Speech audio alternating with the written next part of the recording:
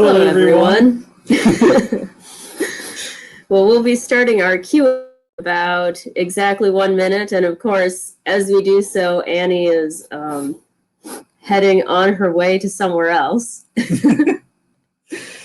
But I am Sean Peterson. I'm a PhD student at UC Berkeley in the Department of Environmental Science, Policy, and Management.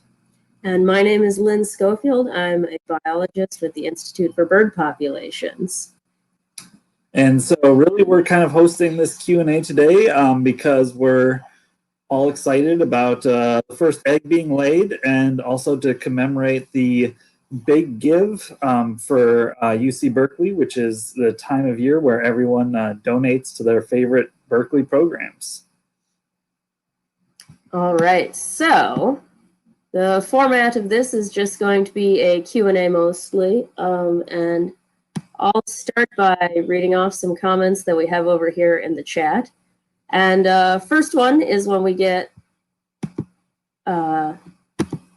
relatively frequently, and kind of nice to know about, especially considering that we've gotten to know Annie and Grinnell pretty well here. How long do peregrines breed? How long do they live? Yeah, so in the wild, peregrines can live up to kind of roughly the 15-year mark is usually the kind of high water mark for wild peregrines. There's some individuals have been seen for like up to 20 years, but that's really rare. Annie and Grinnell are about 7 and 8 right now-ish. We don't know for sure on Annie, but they're kind of right in that middle age range. Yeah, so hopefully that means we'll continue to see them for several more years. As they get older, it's possible that another peregrine might come in and take over the territory from them, which leads into the next question that we have from S.K. Pollock here, which is the interloper likely to come back? Backstory, if you haven't been watching since last year, there was another young peregrine falcon that had come multiple times to the territory trying to see if she could move in. And if she got into the nest, what would she do? She would probably potentially destroy the eggs. It's a bit of a rough world when birds try to take over each other's nests. So luckily Annie and Grinnell are both very capable of defending the nest. So far they have been pretty safe. We saw we've seen a couple of peregrines fly by the nest area already this year. So that's a pretty good sign for peregrine populations in the Bay Area, that there are still birds looking for territories. But it is a little kind of nerve-wracking when they show up at Annie and Grinnell's house. Yeah. All right. Next question we have is, how can I tell Annie and Grinnell? So Annie's the female living on the campanile, and Grinnell's the male. How can we tell them apart when they're on the nest and eggs? That's a great question. It's kind of takes a little bit of time to kind of get that sense. But one of the main things that I look for when they're sitting on the egg is the color of the cere, so the yellow skin around the bill. Grinnell has an almost orange cere, like it's really, really bright yellow. And Annie's is much more of a lemon yellow. And then when they're sitting on the egg, another thing to look for is that Grinnell has much more of a contrast between his head feathers and his back feathers. His head is much darker than his back, whereas Annie is a pretty solid color from on both her back and head. Yeah, and then also not always the easiest. Their relative size is pretty different. Annie is about a third again larger than Grinnell is, which has in the past been a little hard to tell, but we added here to the nest box rulers to help you get a sense of their size. So that can also be a good clue to tell who is on the eggs. All right.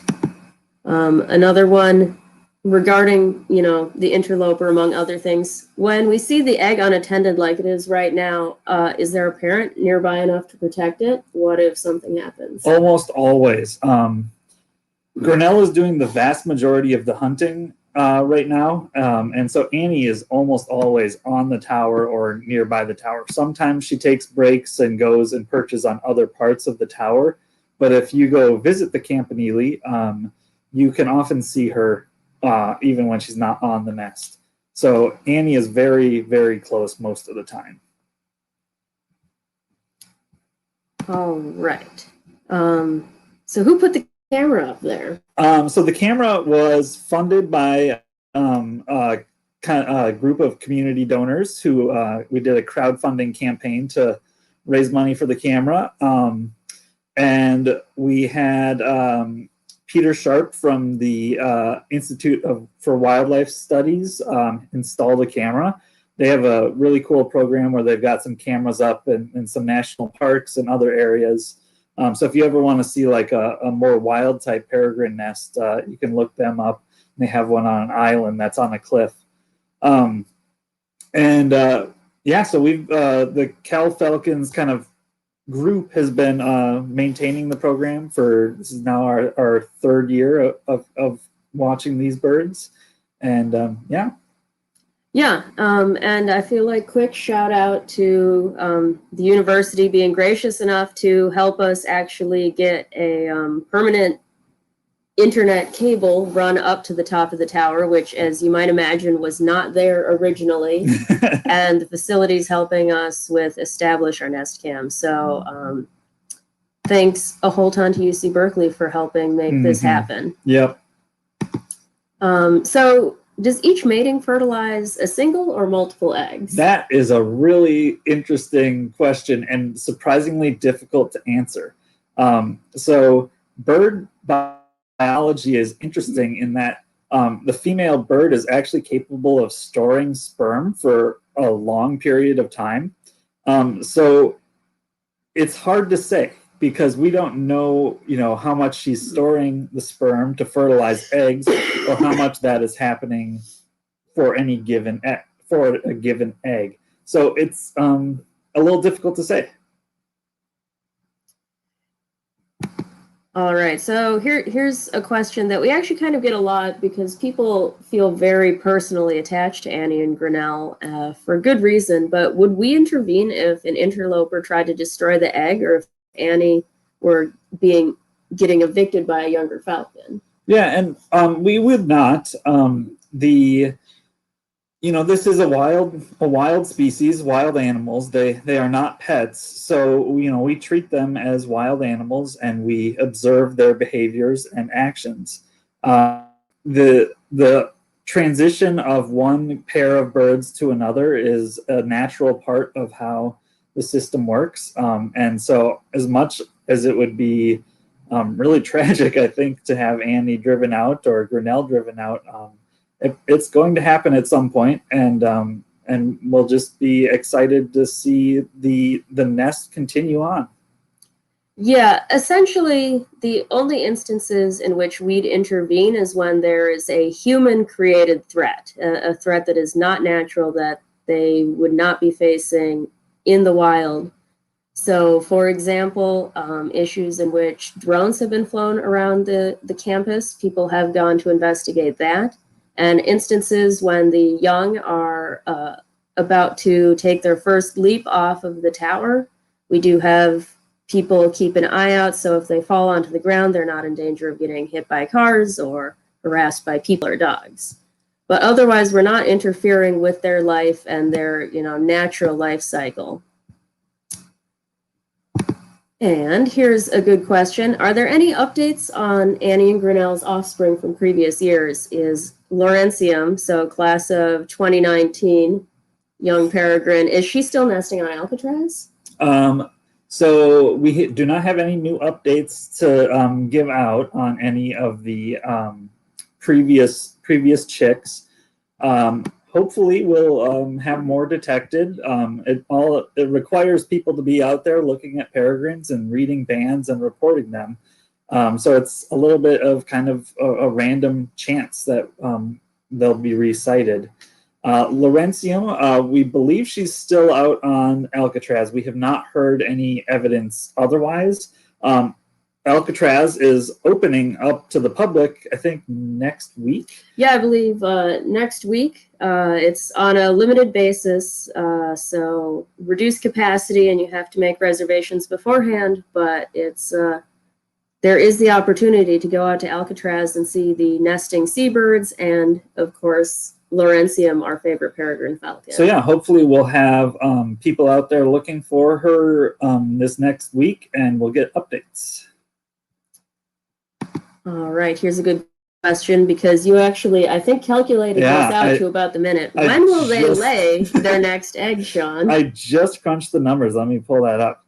So Annie and Grinnell, they have actually been very consistent in the timing of their egg laying. So they're averaging about 2.5 days, almost exactly 2.5 days right now. So we would be expecting to see the next egg laid at 2:58 p.m. tomorrow, if she's exactly on average. She did take a little bit more time between eggs last year than the previous year, but there's a lot of variation, so I wouldn't read too much into that. And we'll see what it's like. But tomorrow sometime, probably around early to mid-afternoon. Yeah, stay tuned. All right, here's a good one. Why are the eggs red, Sean? That's a good question. I don't have a great answer. I'm not a kind of physiology person. I do know that there are a number of reasons for eggs to be the colors that they are. Some it's camouflage, and that might be partially true in this case, as peregrines are used to nesting on cliff faces, so they want something that looks like a rock. And also the color of the egg can also strengthen the shell. Where having kind of the added pigment within the egg structure strengthens the egg. All right, here's a question. Can a falcon lay an egg without mating? And the answer to that is yeah, like a chicken. Any bird is capable of laying an unfertilized egg if they are kind of in the right sort of hormonal state. So it's possible. Usually egg production isn't being triggered at a time before they have a mate and it's being fertilized, but it definitely can happen. And I believe it has been documented in a few cases in captive birds, at least. Yeah. So how much territory do Annie and Grinnell own? That is a great question, and I think it varies year to year, depending on what the surrounding territories look like. There's kind of birds have kind of a bit of a negotiation with their neighbors over territory boundaries, and they know who their neighbors are, and they kind of often won't interact with them nearly as much as someone that they don't know. But Annie and Grinnell's territory, it's bounded on the south by a couple of other pairs of peregrines that are south of them. And I don't know about north, if there's any birds that are close on the north side. We've heard some reports of a peregrine at Indian Rock Park, but we have not followed up on that yet. We know based on what they're hunting, what their prey is, roughly where their kind of territory boundaries are. You want to explain more on that? Yeah, so we can infer a little bit about their territory boundaries based on the prey they're gathering, because they are gathering both things that we would find on the bay. We've seen them with coots, ducks, shorebirds, and things like red-winged blackbirds, which are being observed primarily near the marina and the bay. And we're also finding remains of things like acorn woodpeckers and other species that we'd only really be finding up in the Berkeley Hills. So we know that it ranges all the way between those two habitat types from the east to west. And we definitely know that it's bounded on the south by where another falcon territory is, but we don't know exactly what the north boundary of their territory is. All right. Here's a quick question. What's that white thing on the egg? We think Grinnell specifically pooped on the egg the first morning. So yeah, that's just a little bit of poop. If it sticks around, it'll be a little helpful because that'll let us know which egg was the first one. Here Oh, look who's back. comes Annie. We can take a moment to appreciate the little movement she takes to get settled onto the egg. Birds have what is called a brood patch, where they will lose a lot of the down feathers on the chest, and then the skin will become, the word is vascularized, so a lot of blood vessels will build up on the skin, and it makes the perfect surface for them to warm the eggs against. So the eggs are directly getting skin to shell contact, I guess. Let's see. Here we have so if the chick got stuck on the ground in a preliminary fledge, would we intervene then? Yes, that is definitely a time when we'd be out there making sure that chick was taken care of. There's a lot of dangers on the ground in cities, and almost all of them are human related. So we want to make sure that chick is protected. So if we had a chick that was stuck on the ground, we'd take it to wild care or some sort of wildlife rehab facility to have it checked out, and then return it to the top of the tower again, where it would be able to try flying again. All right, here's one about falcon mating. So we observed Annie and Grinnell mating at least twice this year. Does that signify anything about the first mating? It wasn't successful, or do they just mate for fun? It's hard to say whether they probably do, but they definitely pair bond, and that's one of the key pair bonding behaviors. They do it throughout the year. So we've seen them mating through the winter. For migratory birds, they've even seen some pairs mating on the wintering grounds. So it's a behavior that they perform all year round. Although I should say it happens much more frequently in the breeding season. And kind of interesting little bird biology fact: bird testes actually almost entirely disappear over the breeding season, or over the wintering season. It kind of helps with lightening the load for flying and maximizing flight efficiency. So the actual hormones, the sex hormones, testosterone, just drop really significantly in the winter season. All right, here's a good question. Sometimes I see people posting pictures of peregrines on Facebook and other birding sites, and I can see bands with partial numbers. Should I report this since the peregrines are tracked? And definitely that is something that would be very valuable to do. People like us and scientists with, groups like the Santa Cruz Predatory Bird Research Group, which we collaborate with, and, all across the country are interested in what happens with the birds that they banded. And oftentimes you can get a pretty good sense of which individual it is, even if you don't have all of the numbers, based on what your location is as well. And so you can report those band numbers to the Bird Banding Laboratory, which if you Google Bird Banding Laboratory, you'll get their page, and it has instructions how to do it. If the process is a little unclear, which it can be, feel free to contact Cal Falcons and we can help submit the report. Yep. The most important information is exactly where the sighting was made, and then as much as you can read off from the band of the bird. And I think actually the website for reporting a band is just reportaband.gov. So it's relatively easy to find. All right. So is the egg dormant until the remaining eggs are laid and Annie starts serious incubation? So yeah, there's this really kind of cool thing with bird eggs where they don't develop the embryo until they're at a certain temperature. So they're kind of in a delayed development until they reach a certain incubation temperature. And you don't want to go too low because the embryo can be damaged or die. So what Annie and Grinnell are going to be trying to do for the next few days is kind of have this midpoint between the egg being too cold where the embryo might die and the egg being too warm where it might start to develop. So Annie isn't going to really be getting a lot of contact on her brood patch on the egg until the third egg is laid, at which point she'll be trying to incubate them all at the same time, and they'll hopefully be hatching on the same day. Yeah, and so not all birds want to have all of their young hatch on the same day. For peregrine falcons, that is preferable. It reduces the amount of competition between individuals, and so they can care for them all equally. Whereas in other species, they might have a strategy that involves having the young hatch one after the other, so there's different ages of young in the nest.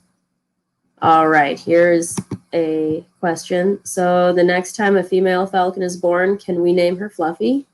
We can certainly try. The way we've been doing naming of chicks is having people suggest names, and then the top name suggestions are collated and voted on in a final vote. So if you want a bird named Fluffy, definitely suggest it around the time we ban them, and that could be a final. How long has this nest been here? So the first year that these two nested here was 2017. And they were initially nesting on a broken sandbag on the top of the campanile. And we replaced it that same year with a temporary nest box. And then the next year, 2018, we replaced it with this current nest box that was built by Mary Malik.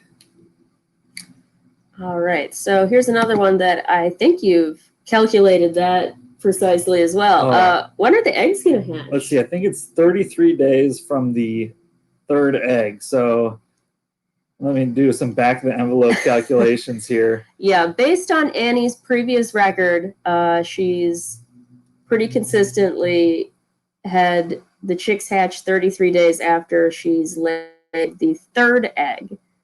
And so where would that put us given our 2.5 days per egg? Roughly May 15th, but don't quote us on that until we've got 3 eggs in the can. All right, stay tuned, but May 15th will be hopefully when we're going to be starting to celebrate some baby falcons. Here's a question we get a lot, especially because I saw the other day Annie there at the Carillon concert with the bells ringing. Did the bells bother them? They really don't. I was shocked the first time we went up there and heard the bells from above. You don't hear nearly as much as you'd think, given how close you are. There's a ton of concrete in between the bells and the nest level. So it's really relatively well insulated. You'll see them, they definitely hear them, and you'll see them react to them a little bit. But I think what this comes down to is that they chose to nest on the tower, and they knew the bells were chiming. So they apparently don't mind too much. Yeah, and it is true that urban noises, anthropogenic sounds will sometimes change the behavior of some species of birds, especially songbirds that have to sing and compete with that noise. But when it comes to Annie and Grinnell specifically, it doesn't seem to be affecting their ability to find each other, communicate with each other, mate, or raise their chicks, luckily. So has the campus been getting busier lately? Has the lack of people affected the pigeon and dove supply, which is typically their favorite foods? That's a great question. Campus is getting maybe a little busier, but we still don't have in-person classes, and there's still only essential personnel are allowed on campus. Based on the size of Annie and Grinnell's territory that we know of from where they're hunting, the people's activity is probably not going to change the bird populations that much. There may be a few fewer pigeons in the area, but pigeons are pretty good at finding food just about anywhere. Yeah, and Annie and Grinnell, they're capable of commuting to other parts of their territory. Okay, hang on. Okay, here's just a little macabre anecdote. About 9 months ago, talking to a friend outside, and a severed bird's head fell out of the sky and landed nearby. Was that falcon activity? That definitely could have been. There is a pair in South Berkeley. It could have been that pair. There's also could have been a Cooper's hawk or sharp-shinned hawk. Those are also bird hunters that live in the city. Although the peregrine falcons might be the most likely, because peregrine falcons will eat while flying. This is true, which yeah. a lot of other species of raptors will not. So that could have been a falcon flying overhead, eating on the wing. All right, so got some more people kind of curious. Do we know where last year's chicks, redwood, sequoia, and poppy, are hanging out? Do they ever come back to the nest? Would Annie and Grinnell even recognize them? So we don't know where they are. We'll hopefully have someone find them at some point, but it's a bit of one of those big unknowns about bird biology right now, is how far chicks will disperse from their nest. And we have, some ideas. Like we know that Larry Laurentium, she went about 10 miles down to Alcatraz. But we also know that birds are capable of flying, to the other side of the state if that's what they feel like. So it's just really hard to say even what range we're supposed to be keeping an eye out for redwood, sequoia, and poppy. If they came back to the nest, they might be recognized, but they would be treated as rivals. So would probably be driven out of the area by Annie and Grinnell. Yeah, and just as far as, have we heard from them, there's kind of two reasons that it's actually, pretty low likelihood that you might find some of these birds. One, because life is hard and young falcons may or may not make it. So for one, we don't know what their fate is. And for two, falcons are very, very mobile animals. They can fly well over 1,000 miles at a stretch during migration. So although a lot of falcons would prefer to hang out nearby in the familiar territory, so for these guys, the Bay Area, they could easily move into the mountains. They could easily move into the Southwest. They could easily be moving further than we know. So it's a bit of a needle in a haystack, falcon in maybe an entire continent sort of situation. Here's a little follow-up when we were talking about that they're going to start incubating after the third egg. Do we know that there's going to be 3 eggs? The San Jose pair has 4. Yeah. So Annie every year has laid 4 eggs. So we think there will be 4, but she always has started incubation on the 3rd egg. So the 4th egg, every year we've had 1 egg at least that has hatched a little bit later than the other one. So we're pretty sure she'll get to 4 eggs. But I think on average worldwide, peregrine falcons average 3.7 or something like that. So we're very certain on 3 and pretty sure on 4 based on history. All right. How old are our 2 falcons? Grinnell is 7. We know that he was banded in 2014 near Martinez, California, as a juvenile. And Annie is at least 7. Or maybe at least 6. I'm trying to remember. She was in full adult plumage when we first saw her in 2016. So that could have been. So she's at least 7, but we're not sure how old she is. Did they hear the camera moving? I've noticed they sometimes cock their head at the camera and look directly at the lens. Grinnell especially seems to break the 4th wall an awful lot. Yes, they can hear the camera moving. It's pretty quiet, but you can hear it. I double-checked that last time I was up on the tower. You can hear a kind of a little bit of a whirring sound.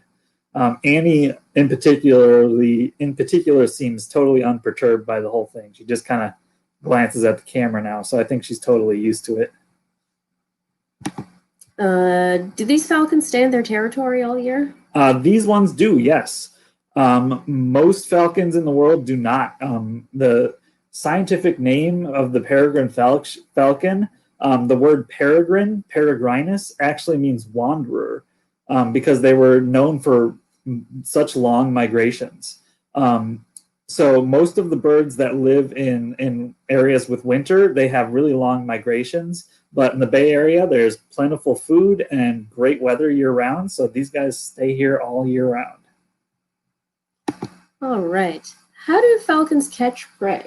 Peregrine falcons in particular are ambush predators. So they dive on their prey at a tremendous speed and will basically, it's a little bit gruesome, but they hit them so hard that they break their necks and they die instantly. So that's how they do it. Yeah. Let's see. So this one, a little unrelated, but is there any way a Cal student could volunteer outside of the Fledge Watch? And I think I'm going to say with that, there's a couple things that we might be able to use some help on. One thing really is actually, if you wanted to do on just a very casual basis, if you're watching the camera frequently, feel free to email us at the address on the website or contact us on social media and tell us if you see something interesting happening so we can get it clipped. Yeah, so we can share that with everybody.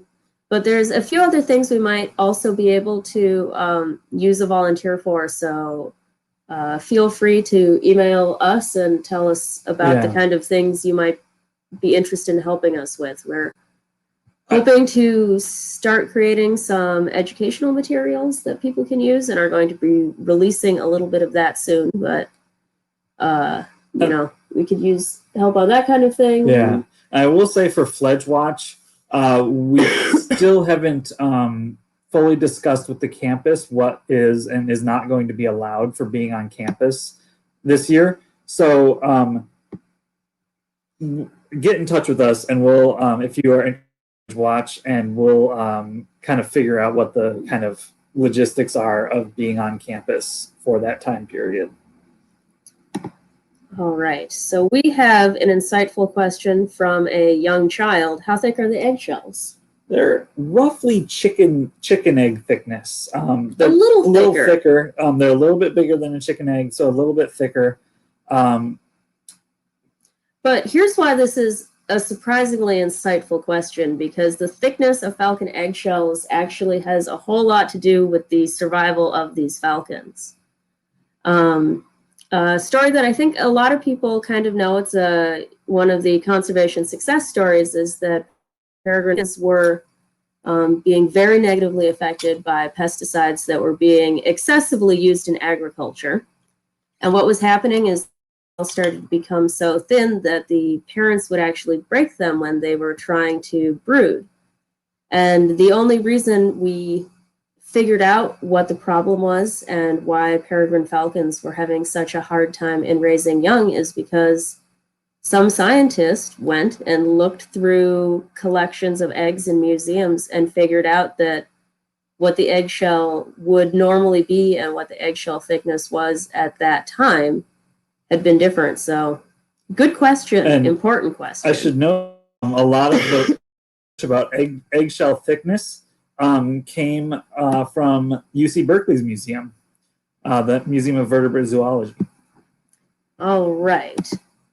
Where's the nest on the tower? So if you look at the tower, let's see, put my hands here.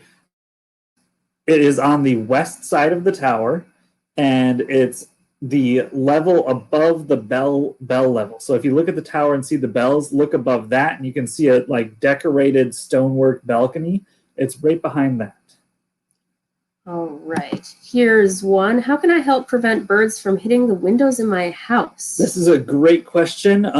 Windows are one of the biggest dangers to birds in urban environments, and some of the biggest things you can do are put something on the window that breaks up the glass, so it's quite so reflective or obviously or not obviously an object. Or one of the other things to do is turn off lights a little bit. That can help.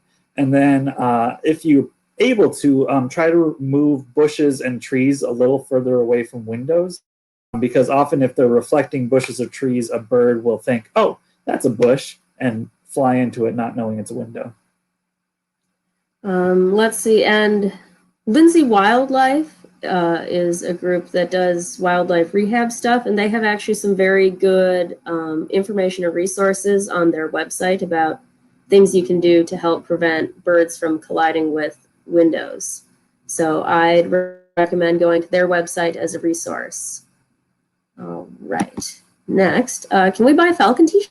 Oh yeah, I've got mine on All right now. So we have, this is last year's Cal Falcon t-shirt, and I think they're still up for sale on our website right now. So calfalcons.berkeley.edu, you can find the link to the t-shirt sales. And we are hoping to have a new Falcon design for this year out before the young hatch available. So we'll stay tuned for that. We think that'll be fun. We have a couple people working on it who are very talented artists. So I'm excited to see it. So how did Annie get her name? So we had solicited suggestions from people who donated to the original webcam fund, and Annie her name was suggested pair with Grinnell, and those two names honor two of the founding scientists for the Museum of Vertebrate Zoology at Cal. So Annie is named after Annie Montague Alexander, who was a really incredible woman. I highly recommend kind of looking up her history if you have a chance.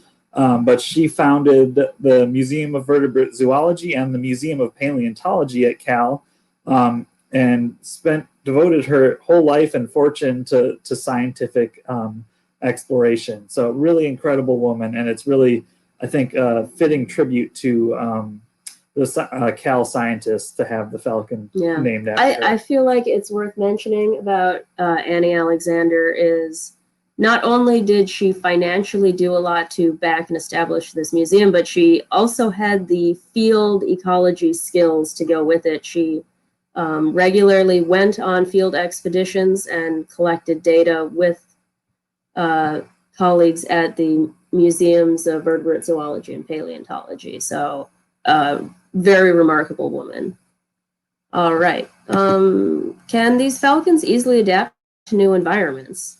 And this is a resounding yes for the peregrine falcon. They can be found pretty much anywhere on the planet that's not permanently covered in snow and has at least something you could lay an egg on too. So, they do nest on cliff faces, so there needs to be some sort of ledge for them to lay their eggs, but otherwise they are in hot environments, they're in cold environments, they're on coasts and dry areas. So peregrine falcons are an incredibly adaptable species when it comes to environments that they can stay in.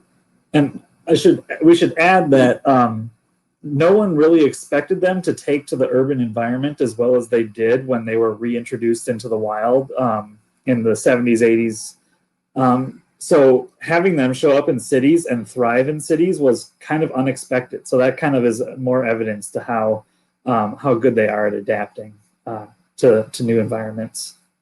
All right, here we've got a good question and one that I don't know the answer to. I don't think I do either. But so how high can a falcon fly? And so I can't give out a specific number, but I can at least describe how high I've seen falcons fly. I, a while back in my life, volunteered in Minneapolis to monitor falcon nests and was helping to monitor falcon nests on the, what at the time was called the Multi-Foods building in Minneapolis, which is well over 50 stories high. And we'd be standing at the top of the building, and we would end up seeing birds that would dive from above us from so high up that we were not able to see them at the beginning of their dive. So you can be 50 stories off of the ground, and then even from there, they're flying high enough you can't see them.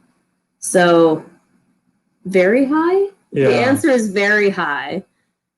And during migration times, a lot of birds will fly, really, really high. It's not quite as true for falcons, which aren't soaring flyers, but they could end up, thousands and thousands of feet up in the air. Yeah, and it's worth noting, I mean, the falcon hunting strategy is to essentially sneak up on their above, and that's why they fly so fast, is that they remain so high that their prey don't notice them until they take that super fast dive. So there are reasons for a falcon to want to be very high up. All right. What have we got? There we go. And how high is their nest? So the campanile is 307 feet high.